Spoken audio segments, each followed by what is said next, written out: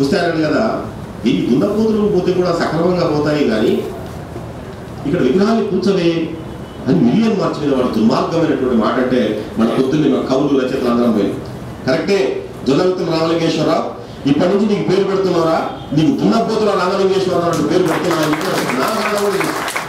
అంటే విగ్రహాలు కూలడం వెనుక తెలంగాణ సాహిత్య సాంస్కృతిక అస్తిత్వ ఉద్యమం ఉన్నది స్పష్టంగా మనకు.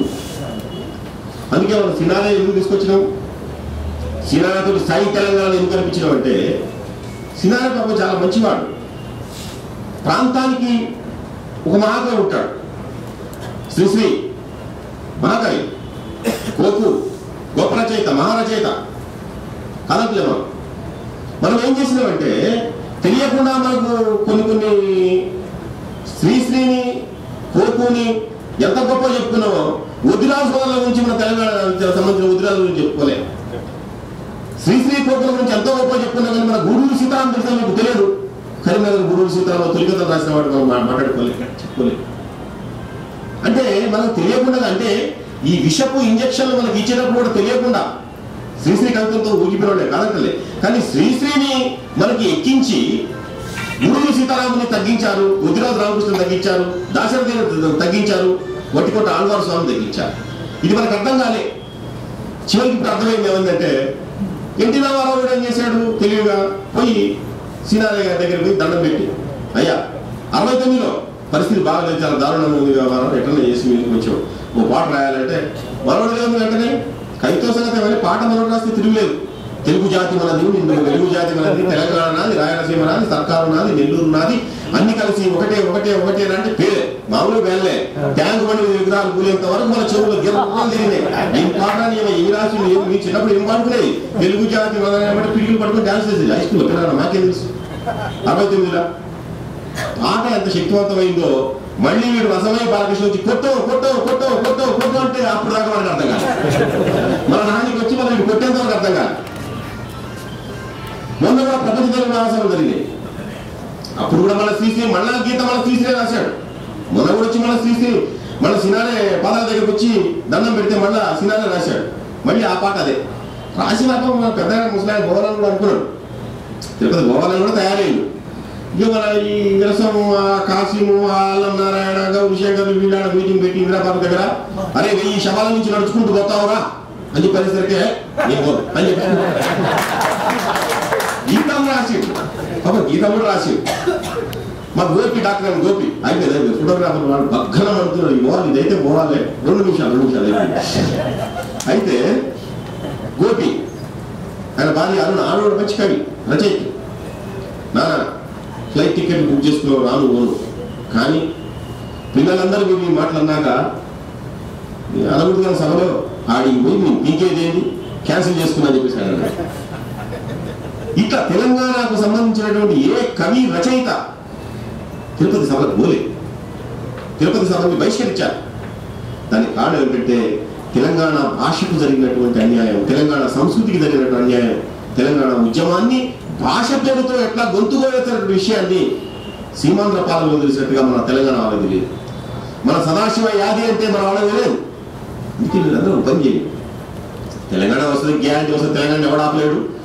అది ఎన్ని రోజులు అనేది సంబంధం లేదు. కానీ మీరందరూ బిఎస్ఎన్ఎల్ మిత్రులు చేయాల్సిన పని ఏంటంటే, క్యాలెండర్లు వేసుకుని బాగుంది, డైరీలు కూడా వేసుకుని బాగానే ఉంటుంది, కానీ మీరందరూ స్వచ్ఛందంగా తెలంగాణ సాహిత్యానికి సంబంధించిన పుస్తకాలు కోరండి. కాసిం పాట మీద బ్రహ్మాండ పుస్తకం రాసింది తెలుసా మీకు? అమ్ముకోవాలి ఆయన 1000 పుస్తకాలు తీసుకుని ఒకసారి తీసుకుని మొత్తం తలా 40 రూపాయలు 30 రూపాయలు మొత్తం పంచి పెట్టాడు. 1000 పుస్తకాలు చదవండి పాటకు సంబంధించి. ఆయన మాట్లాడుతున్నాం, మంచిగా మాట్లాడుతూ ఒక గంటసేపు వినండి, కానీ ఆ పాట ఆ పుస్తకాన్ని తీసుకొని చదవండి. అంటే మావాళ్ళే ఉండాలి, లేకపోతే మావాళ్ళే మావాడు పొడుస్తున్న పొద్దు ఉంటాడు, తర్వాత వాళ్ళ పొడుస్తున్న పొద్దు ఉండదు పోద్ది. మాకు కూడా చిన్నప్పుడు ఏదైనా కాలేజీలో మాకేదో కొంచెం విభూతి బొట్టు పెట్టుకొని దాని మీద కుంకుమ బొట్టు పెట్టుకొని బ్రహ్మాండంగా హాయిగా కాలేజీ పోతుంటే ఎవడెవడో వచ్చే కళ్యాణం పట్టుకొని వచ్చి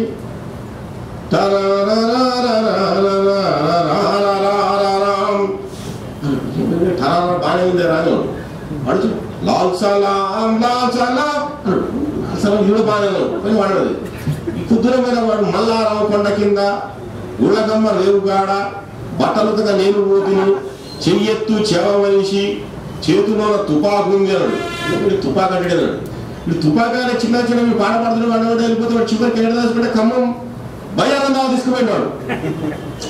అక్కడ గార్ల స్టేషన్ తీసుకుపోయి గార్ల రైలు స్టేషన్ కాడ తీసుకొచ్చిన బల్ రైఫిల్ నీకిస్తా తమ్ముడా నీకిస్తా చెల్లెలా అన్నట్టు శివసాగర్ పాట పాడి పాట పాడతామంటే వాడి వెళ్ళిపోతున్నాం యాడికి పోతున్నావురా మనం అంటే అర్థం కాదు పోతా ఉన్నాం.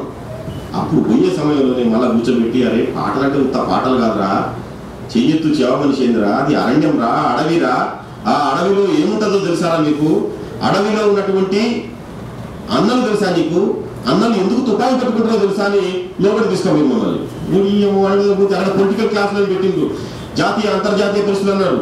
అప్పటిదాకా మాకు శివుడు శంకరుడు నా పేరే గౌరీ శంకర మా నాయన పెట్టుకున్నంత ఇంట్లో పేర్లన్నీ శివుడు పేర్లు పెట్టుకునే మావో అంటుండు మార్క్స్ అంటుండు లెనిన్ అంటుండు వీరి ఆలోచనలు సంఘర్షించాలంటుండు 100 ఆలోచనలు వికసించాలంటుండు. మేము ఎక్కడెక్కడికో పోతున్నాం చివరికి వచ్చినాక యుద్ధం ఆగదు ఆగదు ఆగదు ఈ ఆకలి పోరు ఆగదన్నాడు.